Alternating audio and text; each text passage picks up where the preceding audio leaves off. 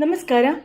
Avani designs and ಕ್ರಿಯೇಷನ್ಸ್ಗೆ ಸ್ವಾಗತ. Friends, ನಾವು ಇವತ್ತು ಬೀಡ್ಸಿಂದ ಪೂಜಾ ತಾಳಿಯನ್ನು, ಪೂಜಾ ಪ್ಲೇಟನ್ನು, ನಾವೀಗ ದೇವಸ್ಥಾನಕ್ಕೆ ಹೋಗ್ಬೇಕಾದ್ರೆ ಮದುವೆ ಮನೆಯಲ್ಲಿ ಆ ರೀತಿ ಪ್ಲೇಟ್ಗಳನ್ನು ಮೇಲ್ಗಡೆ ಮುಚ್ಕೊಂಡು ಹೋಗಲಿಕ್ಕೆ ಈ ರೀತಿ ಬೀಡ್ಸಿಂದ ಇವತ್ತು ಮ್ಯಾಟನ್ನು ಮಾಡೋದು ಹೇಗೆ ಅಂತ ತೋರಿಸ್ತೀನಿ. ನಾನು ಸಣ್ಣದಾಗಿ ಮಾಡ್ತೀನಿ, ಅದೇ ರೀತಿ ನೀವು ಮುಂದುವರ್ಸ್ಕೊಂಡು ಹೋದರೆ ಆಯಿತು. ನಾನು ಸೂಜಿಗೆ ದಾರವನ್ನು ಪೋಣಿಸಿ ಇಟ್ಕೊಂಡಿದ್ದೀನಿ.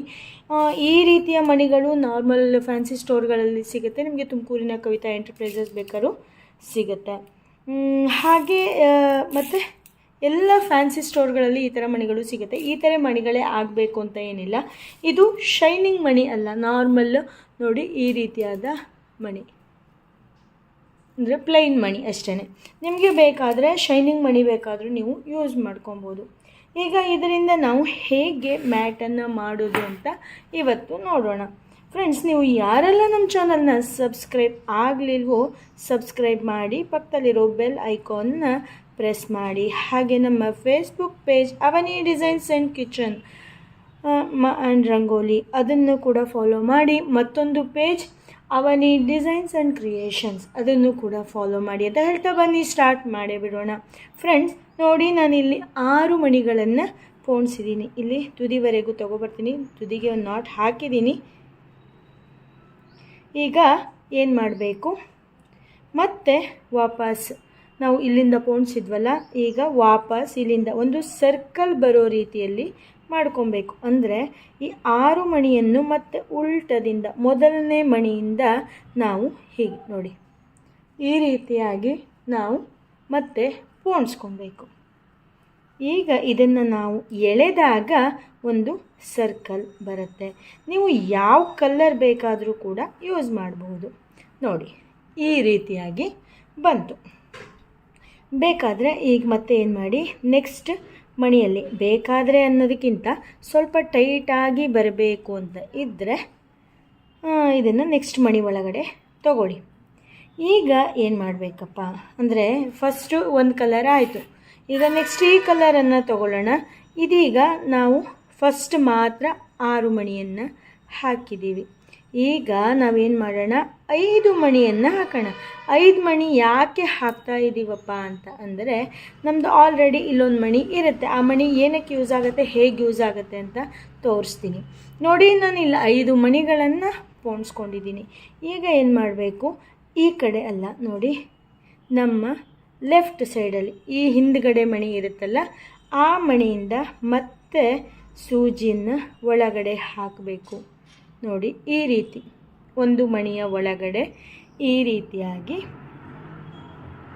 ಹಾಕಬೇಕು. ನೋಡಿ ಹೀಗೆ ಬರುತ್ತೆ. ಈಗ ಇಲ್ಲಿ ವೈಟು ಹೇಳೋದು ಬಿಟ್ಟರೆ ಇಲ್ಲೂ ಕೂಡ 6 ಮಣಿ ಬಂತು, ಹೌದಾ? ಈಗ ನೆಕ್ಸ್ಟ್ ಏನು ಮಾಡಬೇಕು, ನೆಕ್ಸ್ಟ್ ಇನ್ನೊಂದು ಮಣಿ ಒಳಗಡೆ, ನೆಕ್ಸ್ಟ್ ಮಣಿ ಇದರ ಪಕ್ಕದ ಮಣಿ ಒಳಗಡೆ ಸೂಜಿಯನ್ನು ಪೋಣಿಸ್ಬೇಕು. ಆ ನಂತರ ನೋಡಿ ನಾವು ಇದಕ್ಕೆ ಅಂಟಿಕೊಂಡು ಬರಬೇಕು. ಈಗ ನಾವೇನು ಮಾಡಬೇಕು, 4 ಮಣಿಗಳನ್ನು ಹಾಕಬೇಕು. ಸ್ವಲ್ಪ ಟ್ರಿಕ್ಕಿ ಅಂತ ಅನಿಸಿದ್ರು ನೀವು ನಾನು ಹೇಳೋದನ್ನು ಕರೆಕ್ಟಾಗಿ ಫಾಲೋ ಮಾಡ್ತಾ ವಿಡಿಯೋ ಆನ್ ಮಾಡಿಟ್ಕೊಂಡು ನೀವು ಮಾಡಲಿಕ್ಕೆ ಸ್ಟಾರ್ಟ್ ಮಾಡಿ, ಆವಾಗ ನಿಮಗೆ ಐಡಿಯಾ ಬರುತ್ತೆ. ನೋಡಿ ಈಗ 4 ಮಣಿಯನ್ನು ಪೋಣಿಸಿದ್ದೀನಿ. ಈಗ ಇಲ್ಲಿ ವೈಟಿನ ಮೇಲ್ಗಡೆನೇ ಒಂದು ರೆಡ್ ಕಲರ್ ಮಣಿ ಇದೆ, ಹೌದಾ? ಆ ರೆಡ್ಡಿನ ಮಣಿಯ ಒಳಗಡೆ ಸೂಜಿಯನ್ನು ಪೋಣಿಸಿ ಮತ್ತು ಈ ವೈಟ್ ಮಣಿಯ ಒಳಗಡೆ ಸೂಜಿಯನ್ನು ಪೋಣಿಸ್ಬೇಕು. ಇಲ್ಲಿ 2 ಮಣಿ, ಇಲ್ಲಿ 4 ಮಣಿ, ಟೋಟಲ್ಲು 6 ಮಣಿಗಳು ಆಯಿತು.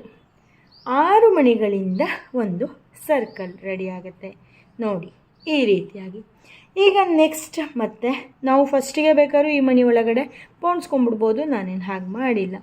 ಈಗ ನೆಕ್ಸ್ಟು ಮತ್ತೊಂದು ವೈಟ್ ಮಣಿ ಒಳಗಡೆ, ಮುಂದಿನ ವೈಟ್ ಮಣಿ, ಇದನ್ನು ನೆನ್ಪಿಟ್ಕೊಳ್ಳಿ, ಮುಂದಿನ ವೈಟ್ ಮಣಿಯ ಒಳಗಡೆ ನಾನು ಸೂಜಿಯನ್ನು ಪೋಣಿಸಿ ತೆಕ್ಕೊಂಡಿದ್ದೀನಿ.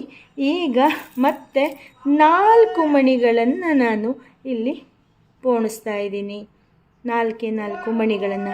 ಬಟ್ ಕೊನೆಯಲ್ಲಿ ಬಂದವಾಗ ಮತ್ತೊಂದು ಚೂರು ಚೇಂಜ್ ಆಗುತ್ತೆ. ಎಲ್ಲೂ ಕೂಡ ಸ್ಕಿಪ್ ಮಾಡದೆ ನೋಡ್ತಾ ಇರಿ. ಹಾಗೆ ನೀವು ಯಾವ ವಿಡಿಯೋವನ್ನು ನೋಡಿ ಹೇಳ್ತೀನಿ, ಇಲ್ಲಿ ನೆಕ್ಸ್ಟ್ ರೆಡ್ ಇದೆಯಲ್ಲ ಲಾಸ್ಟು, ಆ ಮಣಿಯಿಂದ ವೈಟ್ ಮಣಿಗೆ ಸೂಜಿಯನ್ನು ಪೋಣಿಸ್ಬೇಕು. ನೀವು ನಮ್ಮ ಚಾನಲಲ್ಲಿ ಯಾವ ವಿಡಿಯೋವನ್ನು ನೋಡಲಿಕ್ಕೆ ಇಷ್ಟಪಡ್ತೀರಾ ಅನ್ನೋದನ್ನು ಪ್ಲೀಸ್ ಕಾಮೆಂಟ್ ಮಾಡಿ. ನೋಡಿ, ಈ ರೀತಿಯಾಗಿ ಪ್ರತಿಯೊಂದು ರೌಂಡಲ್ಲೂ ಕೂಡ 6 ಮಣಿಗಳು ಬರುತ್ತೆ. ಮತ್ತು ಈಗ ನೆಕ್ಸ್ಟು ವೈಟ್ ಮಣಿಯಲ್ಲಿ ನಾವು ಸೂಜಿಯನ್ನು ಪೋಣಿಸಿದ್ದೀವಿ. ಮತ್ತು 4 ರೆಡ್ ಬೀಡ್ಸನ್ನು ನಾನಿಲ್ಲಿ ಪೋಣಿಸ್ತಾ ಇದ್ದೀನಿ. 3 4 ನೋಡಿ, ನಾನೀಗ 4 ರೆಡ್ ಮಣಿಗಳನ್ನು ಪೋಣಿಸ್ಕೊಂಡಿದ್ದೀನಿ. ಈಗ ಈ ಒಂದು ರೆಡ್ ಮಣಿ, ಹಾಗೆ ಈ ವೈಟ್ ಮಣಿ, ಹಾಗೆ ನಾವು ನೆಕ್ಸ್ಟು ಬೇಡ ಬಿಡಿ, ಅದನ್ನು ನೆಕ್ಸ್ಟ್ ರೌಂಡಲ್ಲಿ ತೋರಿಸ್ತೀನಿ ಹೇಗೆ ಅಂತ. ಇಷ್ಟು ಆದಮೇಲೆ ಹೇಗೆ ಸೂಜಿಯನ್ನು ಎಳ್ಕೋಬೇಕು. ಈಗ ನಾವು ನೆಕ್ಸ್ಟ್ ಮಣಿಯನ್ನು ತಗೊತಾ ಇದ್ದೀವಿ. ನೆಕ್ಸ್ಟ್ ವೈಟ್ ಮಣಿಯ ಒಳಗಡೆ ಸೂಜಿಯನ್ನು ಪೋಣಿಸ್ಬೇಕು. ಯಥಾ ಪ್ರಕಾರವಾಗಿ 4 ಮಣಿಗಳನ್ನು ಇಲ್ಲಿ ಹಾಕಬೇಕು. ತುಂಬ ಚೆನ್ನಾಗಿ ಕಾಣಿಸುತ್ತೆ ಫ್ರೆಂಡ್ಸ್. ಇದು ಶೈನಿಂಗ್ ಇಲ್ಲ ಅಂತಂದರೂ ಕೂಡ ಸೂಪರಾಗಿ ಮ್ಯಾಟು ಬರುತ್ತೆ. ನೋಡಿ, ಈಗ ರೆಡ್ ಮಣಿ ವೈಟ್ ಮಣಿಯ ಒಳಗಡೆ ಈಗ ಹೀಗೆ ಹಾಕಬೇಕು. ನೋಡಿ, ಇಷ್ಟು ಆದಮೇಲೆ ಇನ್ನು 1 ಮಣಿಗೆ ಹಾಕಿದರೆ ನಮ್ಮ ಸರ್ಕಲ್ ಪೂರ್ತಿ ಆಗುತ್ತೆ. ಈಗ ಏನು ಮಾಡಬೇಕು, ಇಲ್ಲಿ ವೈಟ್ ಮಣಿಯ ಒಳಗಡೆ ಹಾಕ್ತೀನಿ. ಆ ನಂತರ ಈ ಕಡೆ ಫಸ್ಟ್ ಸ್ಟಾರ್ಟ್ ಮಾಡಿರ್ತೀವಲ್ಲ, ಆ ರೆಡ್ ಮಣಿಯ ಒಳಗಡೆನೂ ಕೂಡ ನಾವಿಲ್ಲಿ ಹಾಕಬೇಕು. ಹಾಕಿಲ್ಲ ಅಂತ ಅಂದರೆ ಇದು ಒಂದು ಸರ್ಕಲ್ ಆಗೋದೇ ಇಲ್ಲ, ಇಲ್ಲಿ ಗ್ಯಾಪ್ ಬಿಟ್ಬಿಡುತ್ತೆ. ನೋಡಿ, ಆಲ್ರೆಡಿ ವೈಟ್ ಮಣಿಗೆ ಹಾಕಿದ್ದೀವಿ, ರೆಡ್ ಮಣಿಗೆ ಹಾಕಿದ್ದೀವಿ. ಮತ್ತು ನೆಕ್ಸ್ಟು ಬೀಡ್ಸನ್ನು ಹಾಕಿ ಆದಮೇಲೆ ಮತ್ತೆ ರೆಡ್ ಮಣಿ ಒಳಗಡೆ ಸೂಜಿಯನ್ನು ಹಾಕ್ತೀವಿ, ಹೌದಾ? ಅದಕ್ಕಾಗಿ ನಾವೇನು ಮಾಡಬೇಕು, ಈಗ ಆಲ್ರೆಡಿ ಇಲ್ಲಿ 3 ಮಣಿಗಳಿದ್ದಾವೆ. ನಾವೀಗ ನೆಕ್ಸ್ಟ್ 3 ಮಣಿಗಳನ್ನು ಮಾತ್ರ ನಾವು ಇಲ್ಲಿ ಹಾಕಬೇಕು. 3 ಮಣಿಗಳನ್ನು ಹಾಕಿ ರೆಡ್ ಬೀಡ್ಸು, ವೈಟ್ ಬೀಡ್ಸು, ಹಾಗೆ ಈ ರೆಡ್ ಬೀಡ್ಸು ಇಷ್ಟರ ಒಳಗಡೆನೂ ಹಾಕಿ ಈಗ ತೆಗಿಬೇಕು. ನೋಡಿ, ಈ ರೀತಿಯಾಗಿ ಬಂತು. ಈಗ ನೆಕ್ಸ್ಟ್ ರೌಂಡನ್ನು ಸ್ಟಾರ್ಟ್ ಮಾಡುವಾಗ ಏನು ಮಾಡಬೇಕು, ನಾವು ಇಲ್ಲಿಂದನೇ ಸ್ಟಾರ್ಟ್ ಮಾಡಬಾರ್ದು.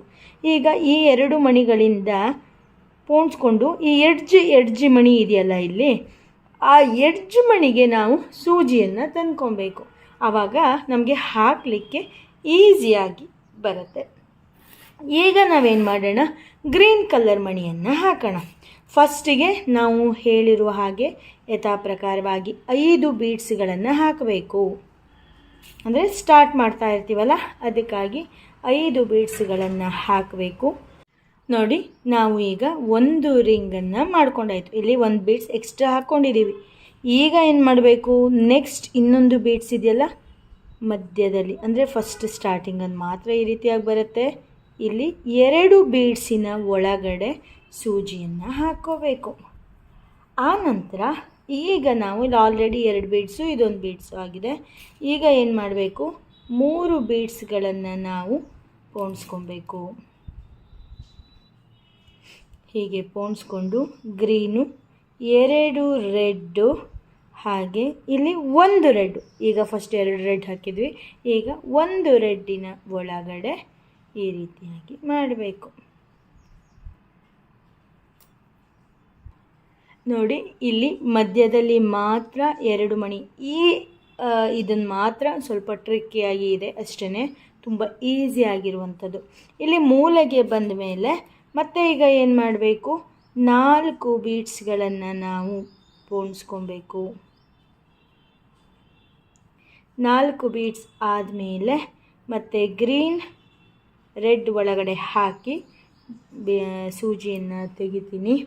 ಆ ನಂತರ ಇಲ್ಲಿ ಮಿಡ್ಲಲ್ಲಿ ಏನು ಮಾಡಬೇಕು, ಈ 2 ಬೀಡ್ಸನ್ನು ಒಳಗಡೆ ಹೀಗೆ ಸೂಜಿ ಹಾಕಬೇಕು.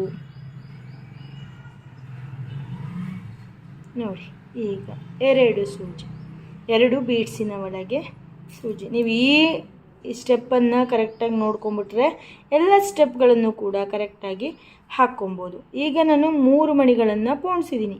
ಏನಕ್ಕೆ ಅಂದರೆ 3 ಮಣಿಯ ಒಳಗಡೆ ನಾವು ಸೂಜಿಯನ್ನು ಹಾಕ್ತೀವಿ, ಅಷ್ಟೇ, ಸಿಂಪಲ್.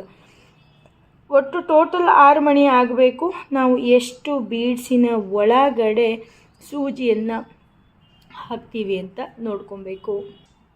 ಆಮೇಲೆ ಈ ತುದಿಯ ಬೀಡ್ಸ್ ಬಂತು ಅಲ್ವಾ, ಅಂದರೆ ಎಡ್ಜ್ ಬೀಡ್ಸ್.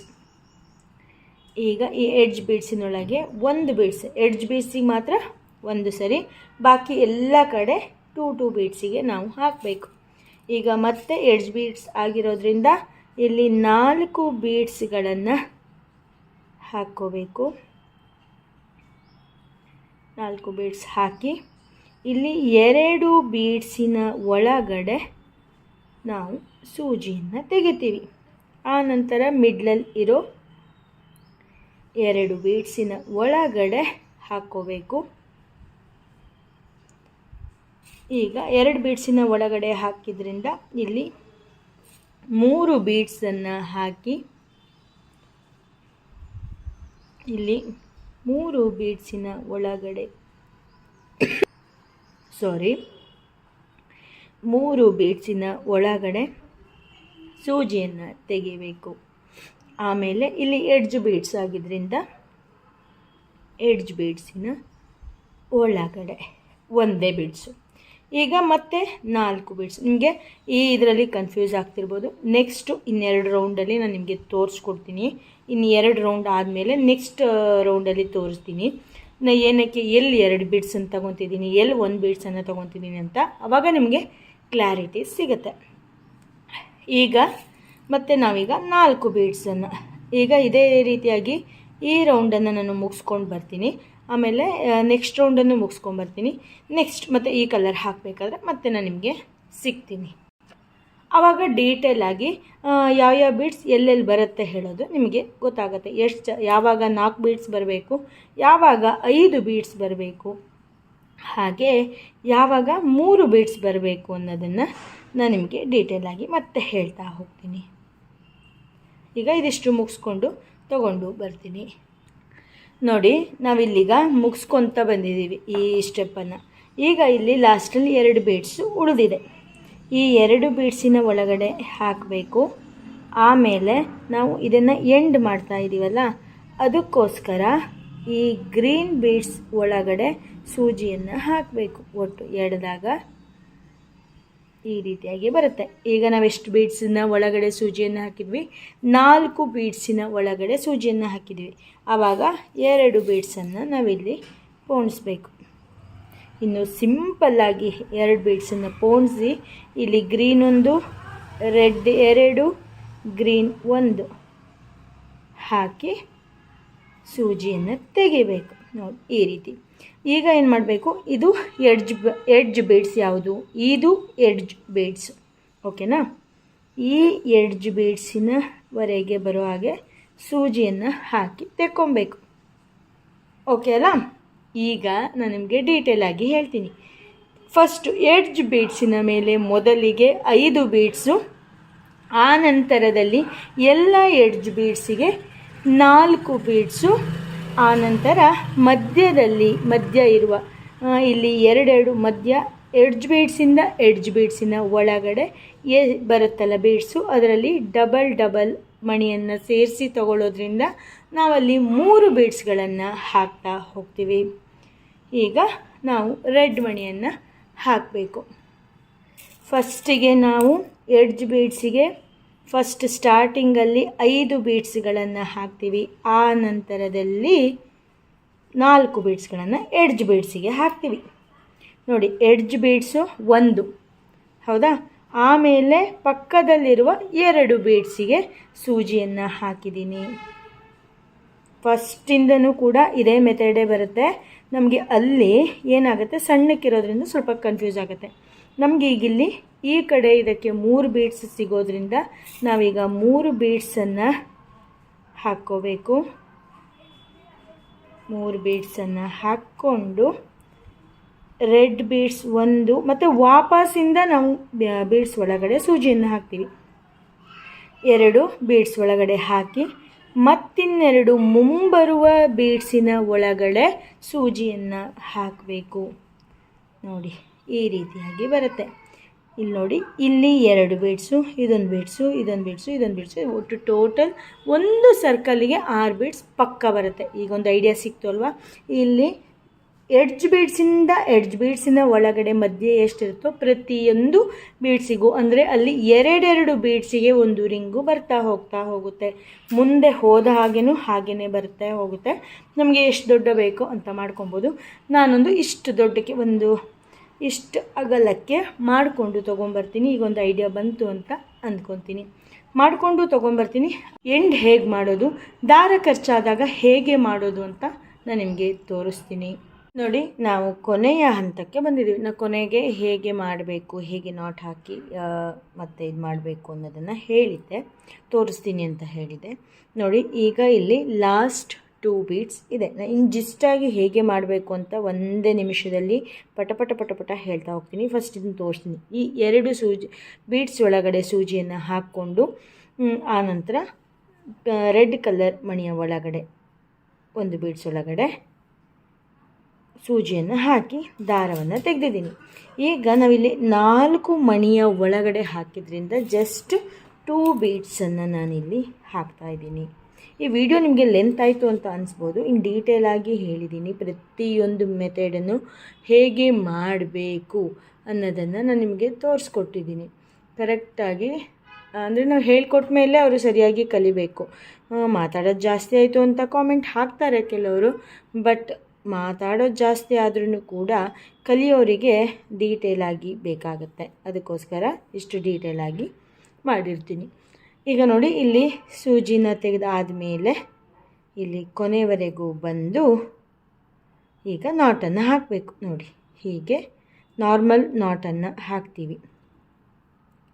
ಹೀಗೆ ನಾಟನ್ನು ಹಾಕಿ ಮತ್ತು ಸೂಜಿಯನ್ನು ಏನು ಮಾಡಬೇಕು, ಇನ್ನೊಂದು ಸೂಜಿ ಅಂದರೆ ಬೀಡ್ಸ್ ಒಳಗಡೆ ಹಾಕಿ ಅಲ್ಲೂ ಕೂಡ ನಾಟ್ ಹಾಕಬೇಕು. ಒಂದು 2-3 ನಾಟ್ ಹಾಕೋದ್ರಿಂದ ಗಟ್ಟಿಯಾಗಿ ಬರುತ್ತೆ. ನಮಗೆ ಬೇಗ ಕಟ್ಟಾಗುತ್ತೆ ಅನ್ನೋ ಗೋಜು ಇರೋದಿಲ್ಲ.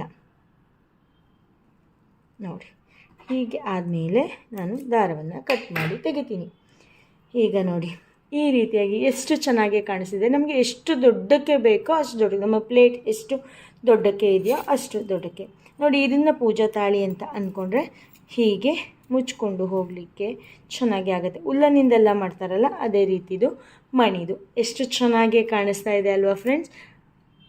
ನಾನೀಗ ಇನ್ ಡೀಟೇಲಾಗಿ ಇದರ ಬಗ್ಗೆ ಹೇಳೋದಾದರೆ, ನೀವು ಹೇಗೆ ಅನ್ನಿಸ್ತು ಅಂತ ಕಾಮೆಂಟ್ ಬಾಕ್ಸಲ್ಲಿ ತಿಳಿಸಿ. ಫಸ್ಟು ನಾವು 6 ಮಣಿಗಳನ್ನು ಪೋಣಿಸ್ಕೊತೀವಿ. 6 ಮಣಿಗಾದಮೇಲೆ ಫಸ್ಟ್ ಸ್ಟೆಪ್ಪಲ್ಲಿ, ಅಂದರೆ ಈ ರೆಡ್ ಕಲರ್ ಮಣಿಯನ್ನು ಹಾಕಿದ್ದೀನಲ್ಲ, ಅಲ್ಲಿ ಒಂದೊಂದು ಮಣಿಗೆ ಬೇಸನ್ನು ತಗೊಂಡು ಫಸ್ಟು 5 ಮಣಿಯನ್ನು ಹಾಕ್ತೀವಿ. ಆಮೇಲೆ 4 ಮಣಿಯನ್ನು ಹಾಕ್ಕೊತ ಬರ್ತೀವಿ ಸುತ್ತಲೂ ಕೂಡ. ಆಮೇಲೆ ನೆಕ್ಸ್ಟು ಎಡ್ಜ್ ಬೀಡ್ಸ್ ಅಂತ ಸಿಗ್ತಾ ಹೋಗುತ್ತೆ. ನೋಡಿ, ಇಲ್ಲಿ ಇದಿಲ್ಲ ರೆಡ್ಡಿನ ಈ ಮಣಿ, ಇದು ಎಲ್ಲ ಎಡ್ಜ್ ಬೀಡ್ಸ್. ಹೀಗೆ ಬಂದ ತಕ್ಷಣ ಇಲ್ಲೊಂದು ಎಡ್ಜ್ ಸಿಗುತ್ತೆ. ಹೌದಾ? 6 ಮೂಲೆ ಮಣಿ ಅಂತ ಹೇಳ್ಬೋದು. ಆ ಮೂಲೆ ಮಣಿಯಿಂದ ನಾವು ನೆಕ್ಸ್ಟ್ ಸ್ಟೆಪ್ಪನ್ನು ಸ್ಟಾರ್ಟ್ ಮಾಡ್ತೀವಿ. ಆವಾಗ 5 ಮಣಿಗಳನ್ನು ಹಾಕ್ತೀವಿ. ನಂತರ ಮುಂಚಿನ ಲೈನಿನ, ಅಂದರೆ ಹಿಂದ್ಗಡೆ ಲೈನಿನ, ನಾನೀಗ ಈ ಲೈನನ್ನು ತಗೊಂಡ್ರೆ ಈ ಗ್ರೀನಿಗೆ ನಾನು 5 ಮಣಿಯನ್ನು ಹಾಕಿದ್ದೀನಿ. ಆನಂತರ ಇಲ್ಲಿ 2 ಬೀಡ್ಸಿನ ಒಳಗೆ ಸೂಜಿಯನ್ನು ಪೋಣಿಸಿ ಇಲ್ಲಿ ನಾನು 3 ಮಣಿಗಳನ್ನು ಹಾಕಿದ್ದೀನಿ. ಆಮೇಲೆ 2 ಅಂದರೆ 2 ಮಣಿಗೆ ಹಿಂದುಗಡೆಯ ಲೈನಿನ ಬೀಡ್ಸಿಗೆ ಪೋಣಿಸ್ಬೇಕು. ಆಮೇಲೆ 3 ಮಣಿಗಳನ್ನು ಪೋಣಿಸ್ತೀವಿ. ಹಾಗೆ ಫಸ್ಟು ಮೂಲೆ ಮಣಿಗೆ ನಾವು ಇಲ್ಲಿ 5 ಮಣಿಗಳನ್ನು ಹಾಕ್ತೀವಿ. ಕೊನೆಯಲ್ಲಿ 4 ಮಣಿಗಳನ್ನು ಹಾಕ್ತೀವಿ. ಮಧ್ಯ 3 ಮಣಿಗಳನ್ನು ಹಾಕ್ತೀವಿ. ಕೊನೆಯಲ್ಲಿ ಮುಗಿಸುವಾಗ 2 ಮಣಿಯನ್ನು ಹಾಕಿ ಎಂಡ್ ಮಾಡ್ತೀವಿ. ನೋಡಿ, ಎಷ್ಟು ಈಸಿಯಾಗಿ ಇದೆ ಅಂತ ಅನ್ನಿಸ್ತು ಅಲ್ವಾ ಫ್ರೆಂಡ್ಸ್? ನಿಮಗೆ ಇದು ಇಷ್ಟ ಆಯಿತು ಅಂತ ಅಂದ್ಕೊತೀನಿ. ಸಿಂಪಲ್ಲಾಗಿರೋ ಮ್ಯಾಟನ್ನು ಸಣ್ಣದಾಗಿ ಹೇಳ್ಕೊಟ್ಟಿದ್ದೀನಿ. ನಿಮಗೆ ಇಷ್ಟ ಆದರೆ ಲೈಕ್ ಮಾಡಿ, ಶೇರ್ ಮಾಡಿ, ಕಮೆಂಟ್ ಮಾಡಿ. ನೀವಿನ್ನೂ ನಮ್ಮ ಚಾನಲ್ನ ಸಬ್ಸ್ಕ್ರೈಬ್ ಆಗಲಿಲ್ಲ ಅಂದರೆ ಸಬ್ಸ್ಕ್ರೈಬ್ ಮಾಡಿ, ಪಕ್ಕದಲ್ಲಿರೋ ಬೆಲ್ ಐಕಾನ್ನ ಪ್ರೆಸ್ ಮಾಡಿ. ಹಾಗೆ ನಮ್ಮ ಚಾನಲಲ್ಲಿ ನಿಮಗೆ ಯಾವ ರೀತಿಯ ವಿಡಿಯೋವನ್ನು ನೋಡಬೇಕು ಅಂತ ಪ್ಲೀಸ್ ಕಾಮೆಂಟ್ ಮಾಡಿ ಅಂತ ಹೇಳ್ತಾ ಇವತ್ತಿನ ವಿಡಿಯೋವನ್ನು ಇಲ್ಲಿಗೆ ಮುಗಿಸ್ತೀನಿ. ನೆಕ್ಸ್ಟ್ ಅಪ್ಡೇಟಲ್ಲಿ ಹೊಸ ವಿಡಿಯೋದೊಂದಿಗೆ ಮತ್ತೆ ಸಿಗ್ತೀನಿ ಅಂತ ಹೇಳ್ತಾ thank you, bye, take care, ಶುಭ ದಿನ. ವಿಡಿಯೋ ನೋಡಿದ್ದಕ್ಕಾಗಿ ಧನ್ಯವಾದಗಳು. ನೆಕ್ಸ್ಟ್ ಅಪ್ಡೇಟಿಗಾಗಿ ಕಾಯ್ತಾ ಇರಿ. Thank you. Bye, take care. ಶುಭ ದಿನ.